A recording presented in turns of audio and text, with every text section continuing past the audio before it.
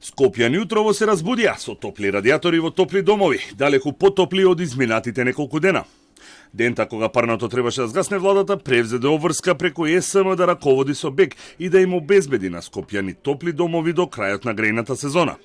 Како и зошто БЕК се доведе во оваа ситуација и кој ќе ја понесе одговорноста, допрва ќе се одлучува. Директорот на ЕСМ Васко Ковачевски за Телма изјави дека превземањето на управувањето со трите субјекти на БЕК, производство, дистрибуција и снабдување и со топлификација, АД Скопје Север, ќе биде во текот на идната недела, бидејќи владата треба да донесе одлука, а владата допрва ќе се бира во собранието утре вечер. Ковачевски додаде дека газ за БЕК е обезбеден до 21 јануари, а потоа набавките ќе ги врши ЕСМ од регулиран пазар и по пониска цена.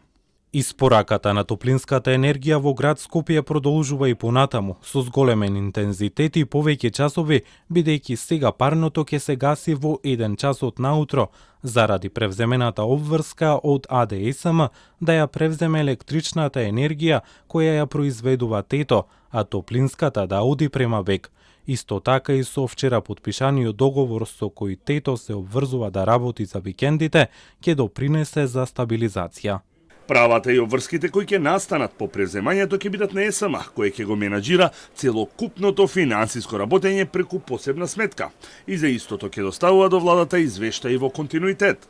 Од регулаторна за сега нема прецизни најави што ќе превземат, откако беше утврдено дека БЕК го прекршил законот, со тоа што не оставил резерви мазут за 3 месеци работа. Следната недела се очекува информација од Скопското јавно обвинителство зошто и по 3 години се уште е во предистрага предметот против екс-членовите на регулаторна, кои се сомнечат бидејќи ги подариле лиценците на БЕК без да распишат тендер, но и признале трошоци поголеми од дозволените, со што овозможиле екстра профит на компанијата.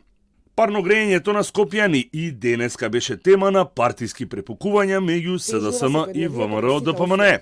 Катастрофалното менаџирање со кризите од страна на енергетскиот и економскиот тим на СДСМ преку бектеши и битики се гледа и низ ставот на АД ТЕТО Скопје, од каде што алармираа дека предложената цена од страна на владата ќе значи нивно работење со загуба и дека ова е само делумно решавање на проблемот.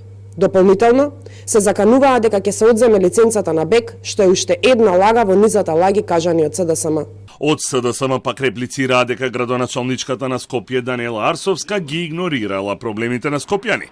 Владата која тие ја водат го решила проблемот, а опозицијата читала вчерашни соопштенија.